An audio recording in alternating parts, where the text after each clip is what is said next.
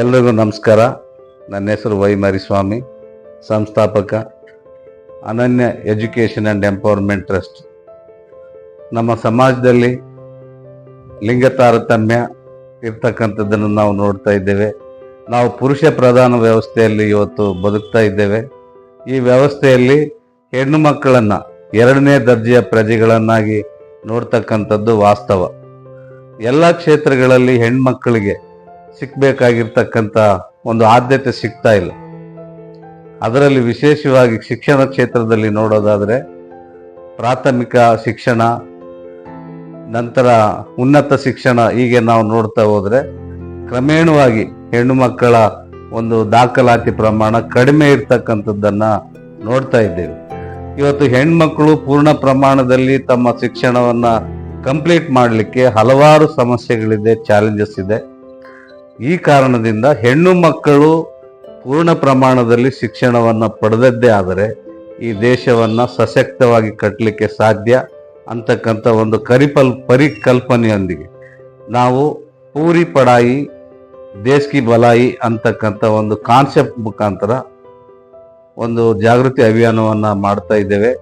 CRY ಸಂಸ್ಥೆ ರಾಷ್ಟ್ರದ ಮಟ್ಟದಲ್ಲಿ ಈ ಒಂದು ಅಭಿಯಾನವನ್ನು ನಡೆಸ್ತಾ ಇದೆ. ಅದಕ್ಕೆ ಪೂರಕವಾಗಿ ಬೆಂಗಳೂರು ನಗರದಲ್ಲಿ ಅನನ್ಯ ಸಂಸ್ಥೆ ಕ್ರೈ ಜೊತೆಯಲ್ಲಿ ಕೈ ಜೋಡಿಸಿದೆ.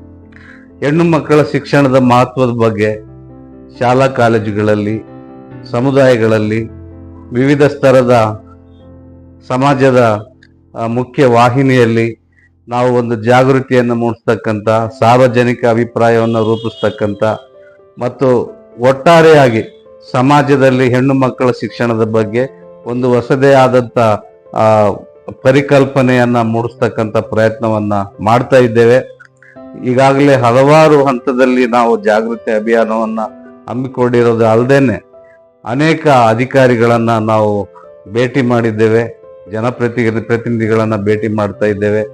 ಸೊ ಇದಕ್ಕೆ ಉತ್ತಮವಾದಂಥ ಒಂದು ಬೆಂಬಲ ಮತ್ತು ಅಭಿಪ್ರಾಯ ಎಲ್ಲ ವಲಯಗಳಿಂದ ಬರ್ತಕ್ಕಂಥದ್ದು ಬಹಳ ಒಂದು ಹೆಮ್ಮೆಯ ವಿಚಾರ.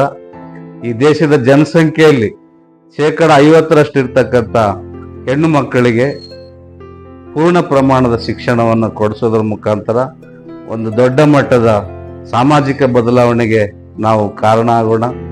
ಹೆಣ್ಣು ಮಕ್ಕಳು ಶಿಕ್ಷಿತರಾಗೋದ್ರಿಂದ ಆ ಕುಟುಂಬ ಸ್ವಾವಲಂಬಿ ಆಗ್ಲಿಕ್ಕೆ ಸಾಧ್ಯ ಆಗುತ್ತೆ, ಘನತೆಯಿಂದ ಬದುಕಲಿಕ್ಕೆ ಸಾಧ್ಯ ಆಗುತ್ತೆ, ಸಮಾಜದಲ್ಲಿ ದೊಡ್ಡ ಬದಲಾವಣೆ ಆಗುತ್ತೆ ಮತ್ತು ಈ ದೇಶದ ಅಭಿವೃದ್ಧಿಗೆ ಹೆಣ್ಣು ಮಕ್ಕಳು ದೊಡ್ಡ ಪ್ರಮಾಣದಲ್ಲಿ ಕೊಡುಗೆಯನ್ನು ಕೊಡಲಿಕ್ಕೆ ಸಾಧ್ಯ ಆಗುತ್ತೆ.